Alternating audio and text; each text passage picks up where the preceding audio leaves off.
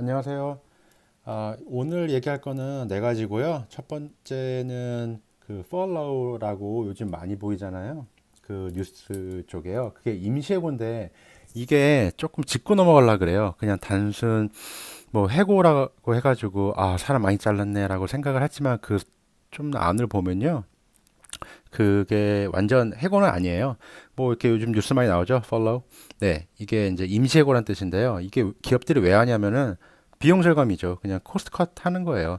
근데 이게 중요한 게 상황이 다시 좋아지면 다시 고용한다는 뜻이에요.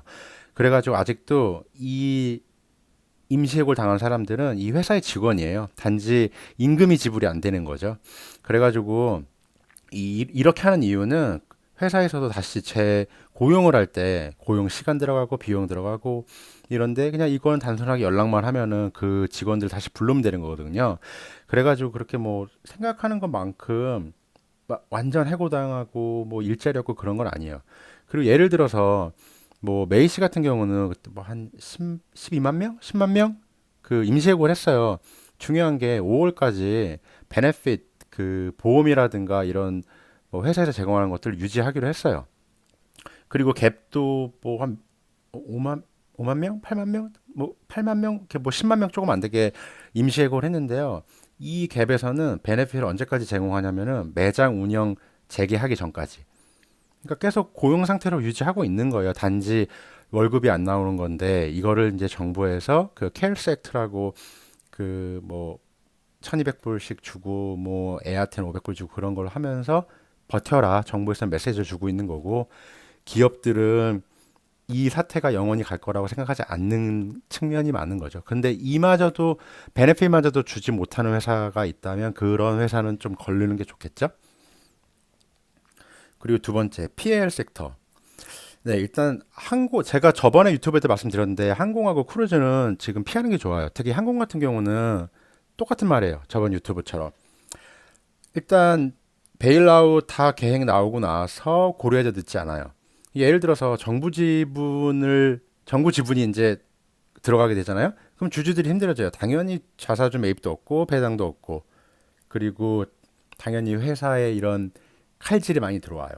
그런 경우로 보려면 GM을 보면 돼요. GM이 어떻게 베일아웃 되고 어떻게 뭐 상장 폐지하고 어떻게 다시 재상장했는지. 그래서 하는 거 보고 해도 늦지 않는다. 그래서 최근에 또 보잉도 정부 지분 소유 방식의 자금은 거절을 했거든요. 이런 이유 때문에 그런 거예요. 그래서 이런 것들은 베일아웃 다 하고 나서 좀 잔잔해지고 나서 고려해도 늦지 않다고 저는 보고 있고요. 그리고 크루즈 이거는 피해야 되는 게 얘네들은 베일아웃 대상이 아니에요. 왜냐면요. 그 로열 캐리비안 같은 경우는 리베리아 예, 여기에 그 법인 인가를 냈고요.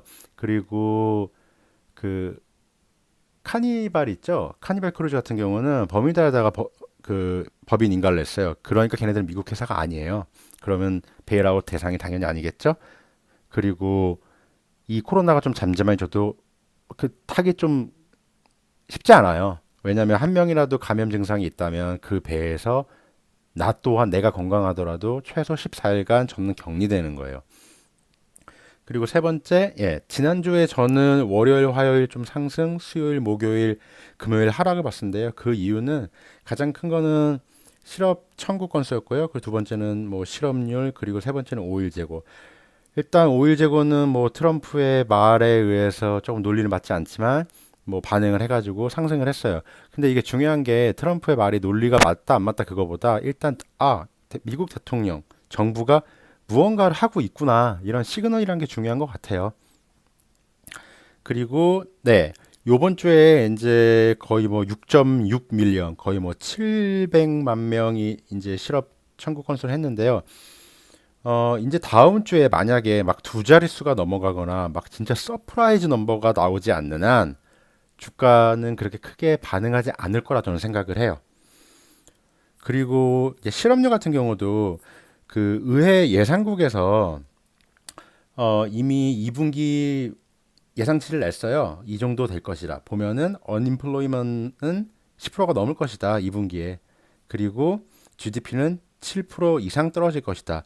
그래서 이 근처 숫자에서 왔다 갔다 한다면은 이 숫자에서 크게 벗어난다면 문제가 되겠지만 이 정도에서 나온다면은 증시에 크게 반영이 안 될 거라고 저는 생각을 하고 있어요.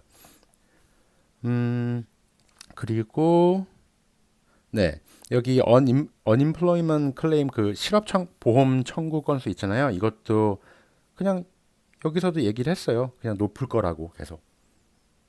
그러니까 저는 다음 주에 그렇게 큰 하락폭이 나오지 않을 거라고 생각을 해요. 오히려 상승을 하지 않을까 생각을 하고 있고요. 그리고 월요일 날, 7일 날뭐 컨슈머 크레딧이 있는데요. 이것도 그렇게 크게 뭐 보긴 할 거지만 증시에 큰 영향을 미치지 않을 것 같고 8일 날 수요일 FOMC 그 이제 전문 뭐 공개가 있는데요. 여기서도 뭐 지금 페드 뭐 하고 있는지 다 예측되잖아요. 그냥 뭐 있는 거 없는 거 다 하겠다. 네. 다 예상이 되는 범위고. 그리고 이제 9일 날 목요일 날 볼 거는 또 이제 실업 청구 건수가 있고 그리고 이제 컨슈머 센티멘트가 그 소비자 그 신뢰 지수 이게 있고 그리고 이제 페드 자산 그게 발표되거든요. 근데 여기 있는 거 다 예상이 되는 거예요.